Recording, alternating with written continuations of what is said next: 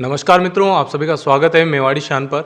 मैं अजय पुरोहित आज जो है एक ऐसी शख्सियत से आपको रूबरू करवाऊंगा जिन्होंने हम यूं कहें उनका स्वभाव, सरल स्वभाव और सज्जन स्वरूप देख के आज भी आपको जो है महाराणा प्रताप की जैसी झलक आपको यहाँ पर जो है दिखाई देगी। इन जो है सज्जन पुरुष से हम बात करेंगे। पहले मैं आपको जानकारी दे दूं, आज जो है मैं पहुंचा हूं हमेरगढ़ के राव साहब के यहाँ। राव साहब हमारे साथ जो है यहाँ विराजित है। राव साहब से बात करके मुझे काफ़ी अच्छा लगा, जैसा मैं सोच रहा था उसी के मुताबिक मुझे राव साहब का व्यवहार और ये सारी जानकारी मिली। दूसरी बात मैं आप सबको बता देता हूँ कि जो हमीरगढ़ ठिकाना था वो रियासत काल में, हाँ, मेवाड़ में जब भी कोई आक्रमण होता था उस समय सेनाएं यहीं से प्रवेश करती थी। तो हम यूँ कहें कि उस समय मेवाड़ का प्रवेश द्वार जो था वो हमेरगढ़ हुआ करता था। तो यहाँ का क्या इतिहास रहा वो सारी जानकारी हम राव साहब से जानेंगे। दूसरी, आज के समय में हमारे हिंदुओं की जो हालत हो रही है, हमारे हिंदू धर्म की जो हालत हो रही है, वो हम यूँ कहें कि हमें एक शर्म आनी चाहिए। तो हमारे हिंदुत्व को बचाने के लिए और हमारी सामाजिक सोशल वर्क्स में हम जैसे कहें कि हमारे धार्मिक स्थलों के संरक्षण में, साथ ही साथ गौ माताओं के संरक्षण में और नव युवाओं को एक नव शक्ति के रूप में संचारित करने में जो है राव साहब काफ़ी अग्रणीय रहे हैं। हाल ही में मेवाड़ क्षत्रिय सेना के संरक्षक के तौर पर जो है राव साहब कार्य कर रहे हैं, साथ ही साथ करनी सेना से भी जुड़े हुए हैं और यूँ कहें जितने भी हिंदुत्ववादी संगठन हैं उन सब से जो है राव साहब जुड़े हुए हैं। तो सबसे पहले राव साहब से हम जानेंगे कि मेवाड़ का क्या इतिहास रहा, क्या यहाँ की प्राचीनता है, और उसके बाद जो है यहाँ की और कुछ विशेष जानकारी रहेगी वो हम राव साहब से जानेंगे। राव साहब, सबसे पहले तो खमागनी आपको। राव साहब जो है हमेरगढ़ के बारे में बहुत ही कम, यदि हम नेट पे भी सर्च करते हैं तो बहुत लिमिटेड जानकारी हमें मिलती है और यही देख के जो है मैं यहाँ पर आया कि हमेरगढ़ को जितना इसका इतिहास होना चाहिए, जो जानकारी हमें नेट पे अवेलेबल होनी चाहिए वो जानकारी मिले। और आज का युग डिजिटल का युग आ गया जिसमें क्या लोग यूट्यूब वगैरह या डिजिटल माध्यम पे हर चीज़ प्रेफर करते हैं। तो सर, हमारा जो यहाँ का हमेरगढ़ का इतिहास रहा है वो जानकारी आप हमें दीजिएगा थोड़ी। देखिए हुकुम कि ये है दिल्ली मालवा रोड रहा है जी सर। पुराना, और चित्तौड़ किले का जस्ट पहले पड़ाव स्थल है। जी जी। और यहाँ जितने भी आक्रमण हुए हैं जी जी। वो इस जगह चित्तौड़ से पहले चिटपुट वारदात लड़ाई होती है, उसके बाद फौज चित्तौड़ पहुँचती थी। जी जी। तो यहाँ जो जागीरी जिसको मिलती, यहाँ का सुरक्षा का जिम्मा जिसको मिलता, वो कोई ज़्यादा स्थायी नहीं रहे, एक दो पीढ़ी रहे, ख़त्म हो गए लड़ाई जी में, जी फिर जी। किसी दूसरे को जागीर मिलती, जी जी। वो एक दो पीढ़ी रहते या एक ही पीढ़ी में ख़त्म हो जाते। जी जी। ऐसे ही सिलसिला या क्रमवार चलता रहा। जी जी। और मुग़लों का जो संघर्ष काल रहा है मेवाड़ मुग़लों का, जी जी।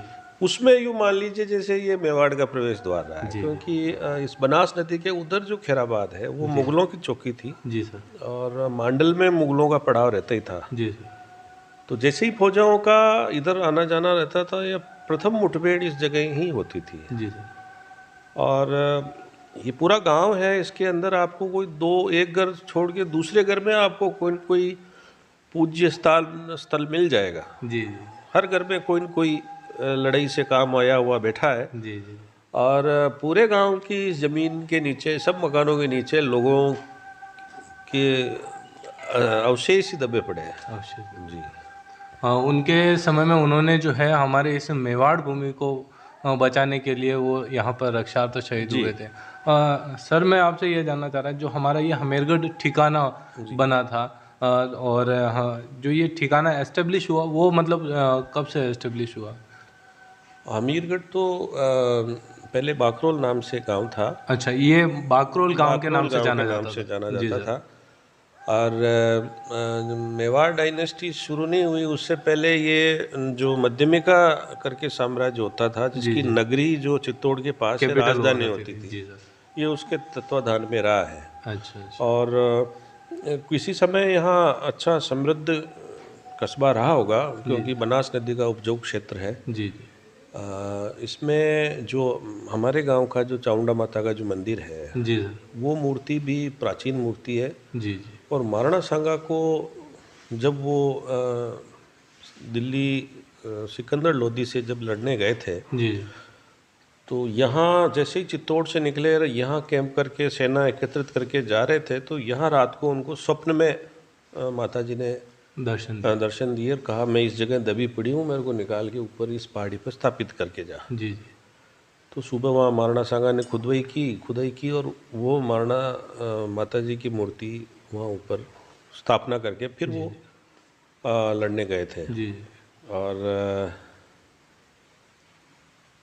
माँ की जो प्रसिद्धि माता जी की जो मूर्ति लेके गए थे, जहाँ उनका एक पैर थोड़ा सा फिसला था, जी जी वहाँ एक भैरू जी का स्थान बना हुआ जिसे मछलिया भैरू कहते हैं। जी जी हाँ, वो सीढ़ियों से चढ़ते हैं सीढ़ियों उसी के समय पास ही। और ये तालाब जो है आज हमारे यहाँ हमीरगढ़ का जो कमल सागर तालाब है, इसको सांगोला तालाब कहते हैं। ये भी महाराणा सांगा ने बनवाया था। अच्छा अच्छा उन्होंने कामदार को कहा था कि ये इस उजाड़ा और इसको एक जोड़ करके एक झील का निर्माण करने का। जी जी पर वो कामदार ने देखा कि दिल्ली तो लड़ने यहाँ आता है, ये दिल्ली से लड़ने जा रहे हैं, वापस थोड़ी आएंगे, जो उन्होंने एक छोटा सा तालाब बना दिया। जी जी फिर वहाँ वापस आए जब महाराणा सांगा, तो उन्होंने मंदिर का उद्घाटन किया जी और इस तालाब का भी किया और उस कामदार को फिर यहाँ सजा दी। जी जी उसका चबूतरा भी कामदार का यहाँ अभी 40-50 35 साल पहले तक तो था। जी वो आबादी बढ़ने की वजह से वो खो गया है। जी सर, एक मैं ये जानना चाह रहा कि आपका निवास स्थान वहाँ फोर्ट में वहीं पे है, फोर्ट के वहीं है, और जो सर वो फोर्ट जो है हमारा, वो फोर्ट किस समय निर्मित हुआ? यहाँ के सामरिक महत्व को देखते हुए महाराणा कुंभा ने जो 32 किले बनाए, जी जी मेवाड़ के उसमें ये एक छोटा सा सैनिक चौकी के रूप में एक किला महाराणा कुंभा का बनाया हुआ है। जी और 1763 में जी महाराणा हरि सिंह जी ने ये जो क्षेत्र विद्रोहियों के कब्जे में आ गया था, जी तो अपने सिपे सालार थे धीरज सिंह जी, जो मेरे फाउंडर हैं इस अमीरगढ़ के, जी मेरे मूल पुरुष हैं इस ठिकाने के, जी उनको कहा भाई ये तू ले सकता है तो तू इसे कब्जा कर ले। तो फिर उन्होंने इस एरिया को कब्जा करके वापस मेवाड़ के अधिकार क्षेत्र में मेवाड़ ले के लिया। अधिकार क्षेत्र में मिला दिया। जी। और ये एरिया मेरे उनको धीरज सिंह जी को जागीर के तौर पे दरबार ने हरि सिंह जी ने दिया। जी जी और महाराज कुमार हमीर के नाम पे उन्होंने फिर इस गांव का नाम बाकरोल से अमीरगढ़ कर दिया। अच्छा, तब से इसका नाम तब हमीरगढ़ से हुआ। अमीरगढ़ है। हाँ, बाकी हम इतिहास में अगर जाकेंगे तो ये जानकारी हमें नहीं मिलेगी ये कि बाकरोल के आमिर, नाम हाँ, से आएगा। जी जी जी। और सर, उसके बाद मैं ये जानना चाहूँगा, फोर्ट जो है काफ़ी मतलब सुरक्षा की दृष्टि से हम देखें तो काफ़ी सुरक्षित है कि मतलब कोई भी सेना वहाँ पर ऊपर नहीं चढ़ सकती है। तो उस समय रियासत काल में उस दुर्ग में ही जो है निवास किया जाता था। दुर्ग पे केवल एक सैनिक व्यवस्थाएं रहती थी। जी जी वहाँ एक अलग गुड़दस्ता रहता था, तो तोपखाना ऊपर था, जी जी। कुछ स्टाफ ऊपर रहता था, बाकी सारे यहाँ नीचे ही रहे। ये जो अपना यहाँ पर राजमहल वगैरह सारे यहीं पे ऊपर सुरक्षा के दृष्टिकोण से पूरा रखते थे। जी जी वो भी किले का जो वापस जब जीर्णोद्वार हो रहा था, जी जी उस समय ग्वालियर की सेनाओं से, मराठाओं से, उनके सेनापति गणेश पंत से युद्ध हुआ था जी जी जी 1799 में। जी जी तो उस समय दोनों कौर साहब उस युद्ध में काम आ गए थे। तो उसके बाद से वहाँ निर्माण रुक गया, तो वो भी अधूरा है, ये रावला भी अधूरा ही रह गया। जी जी उसके बाद अंग्रेज आ गए, जी फिर युद्ध बंदी हो गए, लगभग शांति काल आ गया था। सर, जो है हम यूँ कहें कि हमेरगढ़ का यूँ कहें कि हमेरगढ़ ने जितने आक्रमण झेले हैं वो सारे आक्रमण जो है बाद में चित्तौड़ तक शायद ही पहुँचे हो। मतलब एक रुकाव के छुटपुट अगर यहाँ पर आक्रमण हुआ, यहाँ से सेना अगर हार गई तो यहीं से लौट जाया करती थी। एक पहला लड़ाई का स्थल यही हुआ करता है। हाँ, मेवाड़ के अंदर जैसे मेवाड़ की सीमाएं तो समय समय के हिसाब से तो अजमेर से भी आगे रही कभी कभी तो, लेकिन यहाँ तो युद्ध जैसे होना तय था। चित्तौड़ जो भी फौज जाएगी पहले इस क्षेत्र को जीतेगी, इसको तोड़ फोड़ करेगी, फिर चित्तौड़ पहुँचेगी। जी जी तो ये कई बार गांव आबाद हुआ और कई बार ये विनाश हो गया इस गांव का। जी जी लगभग जो फर्स्ट अमीर हुए थे अलाउद्दीन खिलजी के बाद जी जी अ, राणा हमीर के नाम से हम इन्हें राणा जानते हमीर ने अलाउद्दीन खिलजी के पतन के बाद इस मेवाड़ को वापस अपने बूते कर लिया हैं। जी था। जी हमीर के बेटे क्षेत्र सिंह जी के समय भी यहाँ एक भीषण युद्ध हुआ था। जी जी वो लगभग 14वीं सदी की बात है। उसमें नागौर का हाकिम अमीर शाह था, जिसका वीर विनोद में भी जिक्र है। जी लगभग 1 लाख सैनिक मारे गए थे यहाँ दोनों तरफ से। जी जी उनके समय में मतलब मेवाड़ क्षेत्र का काफ़ी एक्सपेंशन भी हुआ, मतलब हाँ, मेवाड़ राज्य काफ़ी जी। बड़ा भी था। काफ़ी बड़ा था। रणथंभौर तक सीमाएं थी। जी जी उधर हमीर के समय तो चंदेरी, भरतपुर ये भी मेवाड़ में आ गया था। जी जी गागरोन था, इधर इधर मांडू तक चले गए थे। जी तो आपने जाना कि हमीरगढ़ का क्या इतिहास रहा। और सर मैं अभी जब फोर्ट पे गया था, फोर्ट में मुझे ऐसा लगा कि वहाँ पे कंस्ट्रक्शन का कार्य चल रहा है, मतलब विकास कार्य चल रहा है। तो इन फ्यूचर मतलब वहाँ पे क्या डेवलपमेंट का प्लान है आपका? अभी तो उसको केवल संरक्षण के लिहाज से ही तैयार। ये वाकई तो मैं भी यही देखता हूँ कि मतलब हमारे लोग जो क्या है कि हमारी ऐतिहासिक भूमि जो है, ऐतिहासिक स्थल जो है, उनको संरक्षित नहीं रख पा रहे। जब आप वहाँ पे जाएंगे, वहाँ की दीवारों को नुकसान पहुँचा देंगे या फिर वहाँ पे कुछ और लिख देंगे जो वाकई नहीं होना चाहिए, क्योंकि आज के समय में वैसा जो हम कहें निर्माण कार्य संभव नहीं है।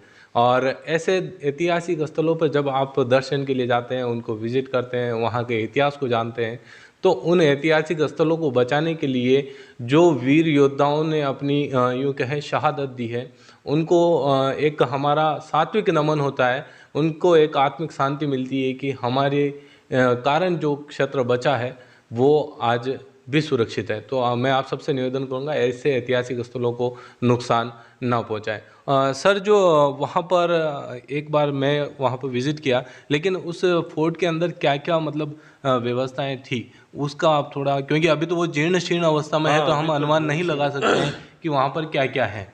बीच में लोगों ने धन के हिसाब से खोदा उसको खूब। अच्छा अच्छा। फिर मैंने उसको ताला बंद कर दिया उसका। जी जी जी बाकी ऊपर की व्यवस्थाएं सारा वहाँ चक्की वक्की सारा कुआं भी वहाँ खुदा हुआ है। जी, पानी वो की व्यवस्था भी वहीं चौगान थी। के अंदर ही बीच में जी, ही एक दिखता है। एक साइड में और है कुआं जिसे अच्छा। मैंने ढक रखा है। जी जी ये कुंड था। जी जी जी उससे इसको भर देते थे। जी जी और बाकी अनाज के वहाँ जो अंदर अंडरग्राउंड स्टोर बने हुए हैं उसमें लगभग 6 महीने चले जितना अनाज स्टोर कर हाँ सकते हैं। एट ए टाइम रहता था। जी जी जी और पानी की व्यवस्था और ये बारूद की व्यवस्था होती थी। अच्छा, तोप खाना भी वहाँ पे सुरक्षित रहता था। हाँ सर, एक अपन जब एंटर करते हैं, एंट्रेंस में राइट हैंड साइड में ही एक जो है समाधि स्थल जैसा बना हुआ है, वो किन संत की समाधि है? वो हुक्म लगभग 1688 सम्मत में, जी जी यानी 1615 के आसपास, ईस्वी सन के आसपास जी जी में कोई संत थे और उन्होंने वहाँ समाधि ली होगी। जी उनके वो पगलिया और वो बने हुए हैं। जी जी मुख्य द्वार के पास हाँ में जी, ही। उस समय ये जागीर हमारे पास नहीं थी। जी जी जी दूसरों के पास थी। जी पवार राजपूतों के पास थी। जी जी तो उसका मेरे पास अभी कोई ज़्यादा पुख्ता अपने पुख्ता पास साक्ष्य जानकारी नहीं नहीं। है मेरे पास। जी जी बाकी वो मैंने उसे वापस प्रिजर्व किया है, उस टूट हाँ गया वही, था। आज वो मैं देखा था कि वहाँ जी मतलब उसको पूरा अभी भी संरक्षित थोड़ा किया वो गया। काम चला तो थोड़ा वो आदि हाँ उसको। हाँ हाँ जी जी। तो सर वो जीवित समाधि वहाँ पे मैं कोई हमें मिले थे जो बता रहे थे कि वो हाँ, जीवित समाधि है संत की। संत की समाधि, उस पर शिवलिंग था पहले। जी जी और जी कोई अज्ञात लोग कोई ले गए। बाकी वो शरारती तत्वों के द्वारा उनको जो है, मतलब हम कहें कि किसी को इसमें काफी प्रॉपर्टियां को नुकसान पहुंचा था। नुकसान वो शरारती तत्वों द्वारा नाम लिख देना, खोद देना, खो तोड़ देना। देना। जी जी जी एक दो मूर्तियां और थी वहाँ, तो उसको जो कुआं था उसमें डाल दी होगी। जी जी और एक तरीके से हम यूँ कहें कि पुरातत्व विभाग के द्वारा भी इन चीज़ों को संरक्षित करनी चाहिए। ऐतिहासिक जितने भी स्थल है, फोर्ट्स है, इनको इतनी मिल्कियत बच गई थी उगम, और आज़ादी के बाद क्या हुआ कि इस चीज़ को कोई समझ नहीं पाया। समझ नहीं पाया। सरकार ने जो अपने चुने हुए प्रतिनिधि आए थे, उस समय जो भी प्रतिनिधि गए थे, जी जी सरपंच से लेके एमएलए, विधायक तक, सांसद तक, जी जी वो सब एक कुंठित मनोवृत्ति के लोग थे। जी जी तो उन्होंने क्या है कि हर एक व्यवस्थाओं को सरकारी नुमाइंदों ने, न्यायालय में बैठने वाले जजों ने, इन्होंने उस चीज़ को व्यापक सोच के आधार पर नहीं लिया। जी जी और उन्होंने जितने भी ये स्मारक के जो जिनके जिनके अधीन थे, उन सभी को जैसे पहले अपनी निजी संपत्ति के विवादों में फंसाए, जी जी जी फिर सीलिंग एक्ट में फंसा दिए, जी जी संभलने का मौका नहीं मिला। एक समय ऐसा था जब आपके पास सारी व्यवस्थाएं आपके हाथ में होती थी। जी जी लोगों के पुलिस विभाग से लेके तहसील विभाग का, पंचायत विभाग, सारा कार्यभार आपके पास होता था। जी जी और एक हस्ताक्षर होते ही आपके हाथ से सब छूट गया। जी जी तो जिस माहौल में पले बड़े वो लोग थे और जिस माहौल में चेंज हो गया है, वो उनका तारतम्य नहीं बिठा पाए। जी जी जी अब इतनी प्रॉपर्टी की सार संभाल के लिए जो व्यवस्थाएं चाहिए थी, जो ज़मीनों की व्यवस्था चाहिए थी, वो ख़त्म हो गई। बिल्कुल सही है। तो संभालना मुश्किल हो गया। तो काफ़ी प्रॉपर्टियां बिक गई या दान कर दी गई। जी दान की गई प्रॉपर्टियां भी अभी बड़ी अंतहीन व्यवस्था में पड़ी है। जी जी तो इन सब चीज़ों को संचालित करने के लिए स्टाफ चाहिए, व्यवस्थाएं चाहिए। बिल्कुल सही आप कह रहे हैं। पर जस्ट जैसे अगर आप जो बता रहे हैं वो अगर गवर्नमेंट ने हैंड ओवर अपने तहत लिया तो उनको उन चीज़ों का संरक्षण करना चाहिए था जो उन्होंने नहीं किया। हाँ, नहीं, भारतीय जनतंत्र जिस सोच और जिन विचारों से स्थापित किया गया, जी जी वो तो पूरे हुए ही नहीं। हुए नहीं, वो इम्प्लीमेंट ही नहीं हुए, क्योंकि Implement ही कुंठित सोच वाले जब अपर पोस्ट पे गए, जिस ओहदे पे गए, उस ओहदे का केवल अपने बेनिफिशियरी उन्होंने लाभ लिया है। मतलब आज दिन तक हिंदुस्तान की हिस्ट्री में जो भ्रष्टाचार का लेवल है, वो जी, सबसे ज़्यादा इस प्रजातांत्रिक सरकार में आया है, बिल्कुल सही। जिसमें आप सच्चाई भी नहीं कह सकते हो, आप अपने हक के लिए लड़ भी नहीं सकते हो। लड़ भी नहीं सकते। सही।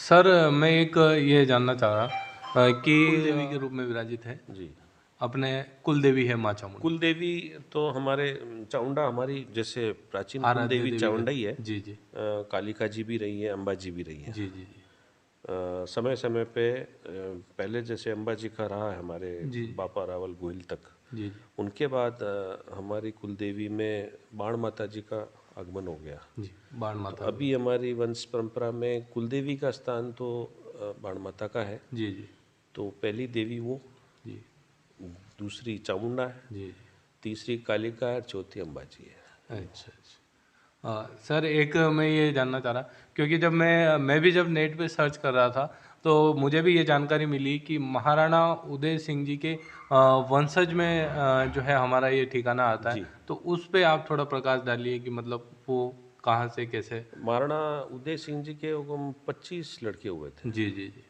20 रानियां थी उनके, जी जी और 20 लड़कियां हुई थी, जी 45 बच्चे हुए थे उनके। जी उसमें से तीन चारों के कोई खानदान नहीं चला, जी जी दो तीन चार भाई हल्दी घाटी के युद्ध में ख़त्म हो गए थे। जी और महाराणा प्रताप से जस्ट छोटे शक्ति सिंह जी के वंशज तो सक्तावत हो गए। जी शक्ति सिंह जी से जस्ट छोटे वीरमदेव जी की औलाद में हम हैं। जी जी ऐसे ही जो बचे हैं, जैसे कान सिंह जी थे तो उनके कानावत हैं, जी बाकी सब राणावती लगाते हैं हम। जी जी तो केवल शक्ति सिंह जी के और कान सिंह जी के उनके हिसाब से लगाते हैं, बाकी हम सब राणावत। उनके वंशजों ने मतलब उनका सरनेम जी। जो है कानावत जी जैसे महाराणा प्रताप के जो 56 साल का संघर्ष काल रहा है, जी जी उस दौरान शक्ति सिंह जी का तो महाराणा प्रताप से मनमुटाव जग जाहिर हर किताबों में, साहित्यों में आपको मिलता ही है। जी जी उनके सगे छोटे भाई वीरमदेव जी, जो मेरे फोरफादर हैं, जी जी उन्होंने महाराणा प्रताप की एक भक्त की तरह सेवा की है। जी जी सबसे बड़ी गौरव की बात हमारे लिए ये है जी कि उस युग पुरुष की आजीवन मेरे फोरफादर ने सेवा की है। जी और महाराणा प्रताप के उस संघर्ष काल में जब महाराणा प्रताप को दुश्मनों की सेना ने कई बार देख लिया, ढूंढ भी लिया, जी लेकिन महाराणा प्रताप के रनिवास को, महाराणा प्रताप की रानियों को, महाराणा प्रताप के लड़के लड़कियों को जी दुश्मन कभी नहीं देख पाया। जी उस समस्त जिम्मेदारी उन वीरमदेव जी की रही है आजीवन। अरे, और उसके बाद से ही मेवाड़ में ये परंपरा रही है कि मेवाड़ की महारानी जब भी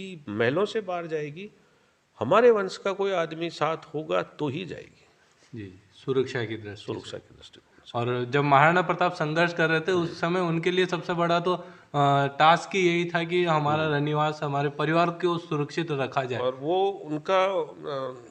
उनकी सेवा का ही प्रतिफल है कि आज़ादी के समय तक, जी जी जब तक रियासत काल था, तब तक मेवाड़ के महाराणा का भी कई कैंप होता था, जी सैनिक कैंप हो चाहे शिकार का कैंप हो, जी जी उनके अंगरक्षक के बिल्कुल साथ में हमारा हमीरगढ़ का कैंप होता था।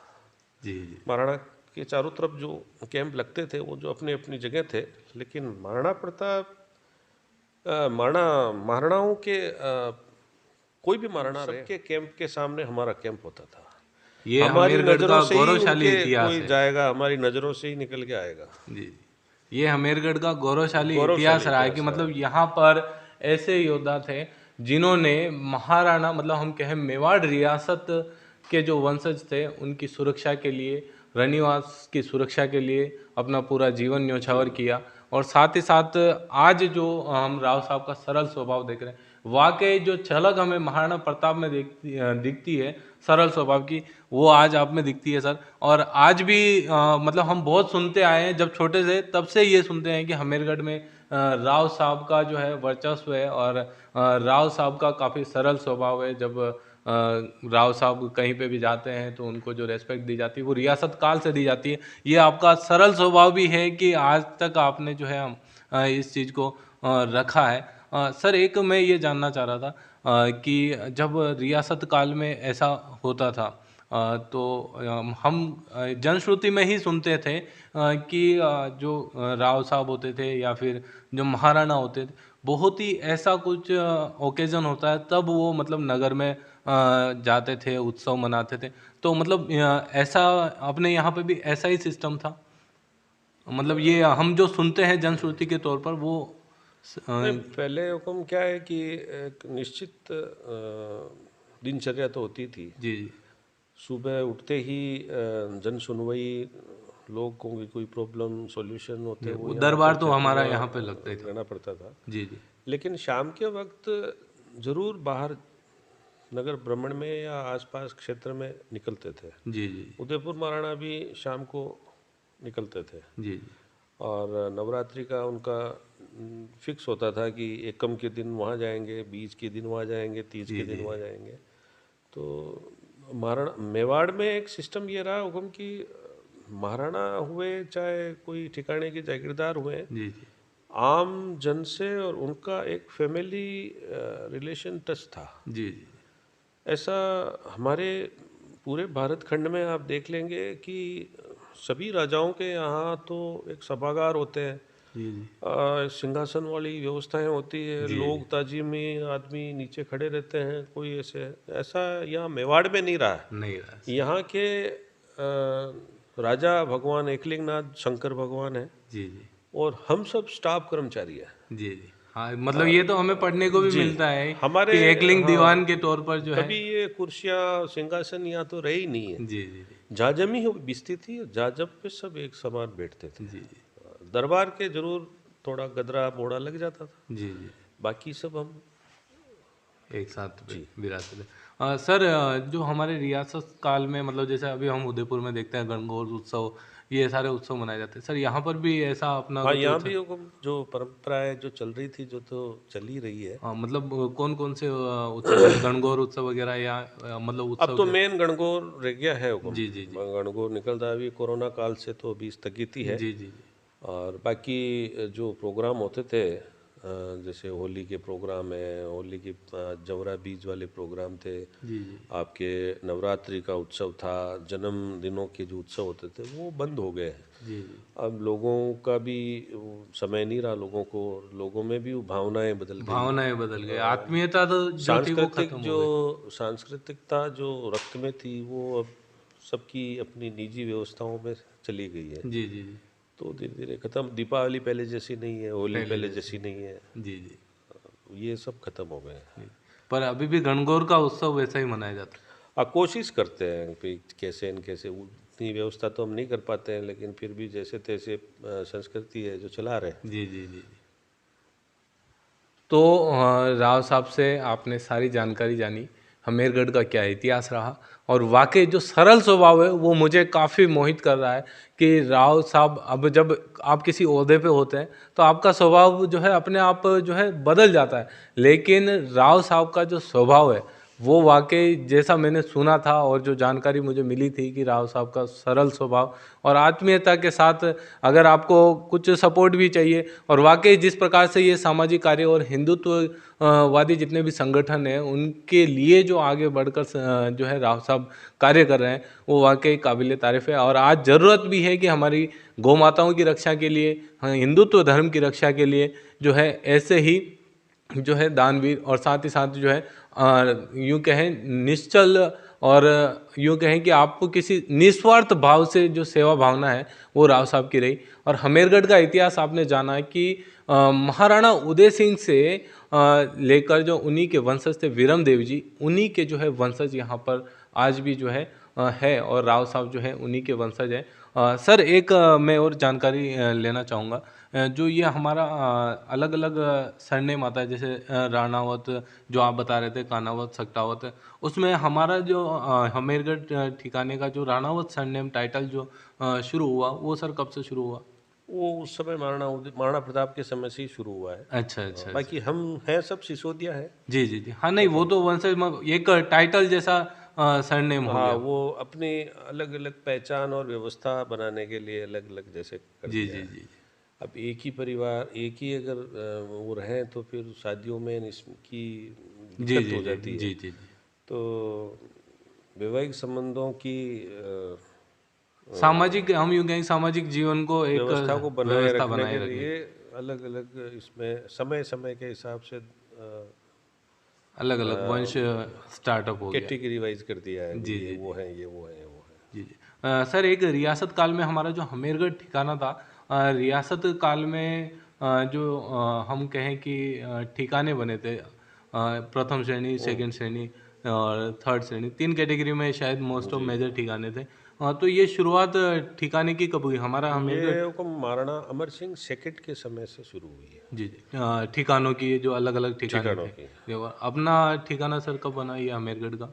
हमारा जब ये कैटेगरी बनी महाराणा अमर सिंह जी के समय, जी जी सेकंड अमर सिंह जी सेकंड, जो महाराणा जय सिंह जी के लड़के थे, जी जी जी उनके समय ये कैटेगरी बनाई गई थी। जी जी उनके लगभग 40-50 साल बाद हमारा अस्तित्व आया था। अच्छा।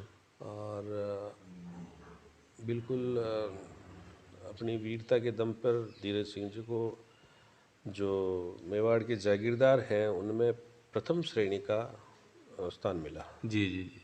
हाँ वही आपने अभी जिक्र भी किया था कि महाराणा ने ओपन चैलेंज में उनको कहा था कि हाँ, ये क्षेत्र जो है आक्रमणकारियों के मेवाड़ अंदर है। में जो 16 उमराव बनाए हैं जी जी मेवाड़ ने, जो अपनी असीम वीरता के लिए जिनको कैटेगरी मिली है, जी जी जिन्होंने हल्दी घाटी के युद्ध में, खानवा के युद्ध में, मांडू के सुल्तान के चित्तौड़ के युद्ध में, इसमें जो असीम वीरता दिखाई, जी जी उनको पहले उसमें स्थान मिला है, जी जी उमरावों में। जी और बाद के समय में जैसे हमीरगढ़ बहुत बाद में आया अस्तित्व में, फिर भी ये जागीरदार लेवल पर प्रथम श्रेणी का ठिकाना बना। जी तो मेवाड़ में 16 उमराव हैं, जी 32 बड़े जागीरदार हैं, जी 32 छोटे जागीरदार हैं, जी जी फिर गोल के राजपूत हैं। जी जी।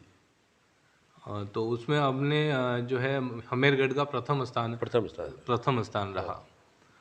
तो जो है ये भी जानकारी विशेष तौर पर आपको कहीं नहीं मिलेगी कि हमेरगढ़ जो है प्रथम स्थान में रहा था। और वाकई वीरता के लिए अगर आप नेट पे भी कहीं पे भी सर्च करेंगे तो जो धीरज सिंह जी थे उन्होंने जो है आक्रमणकारियों से ये क्षेत्र अपने अधिकार क्षेत्र में लिया था। उसके बाद जो है इसका नाम जो है हमेरगढ़ रखा गया था। तो ये हमेरगढ़ का इतिहास रहा था। और जैसा कि मेरा हमेशा यही एक जो है प्रयास रहता है कि आपको ऐतिहासिक स्थलों की जानकारी मिले, वहाँ का क्या प्राचीन इतिहास रहा, उस स्थान को बचाने के लिए कितने वीर योद्धाओं ने, कितने क्षत्रिय योद्धाओं ने अपने प्राणोत्सर्ग किए, उनके महत्व को आप जानें, ताकि आप हिंदू धर्म को समझ सकें। हिंदू धर्म जो सनातन धर्म रहा है वो इन क्षत्रिय योद्धाओं के वजह से ही आज तक हम बचे हुए हैं। बाकी कितने ही धर्म आए और चले गए। तो इसी के साथ मैं अपनी वाणी को यहीं विराम दूंगा। जय एकलिंग जी की जय मेवाड़।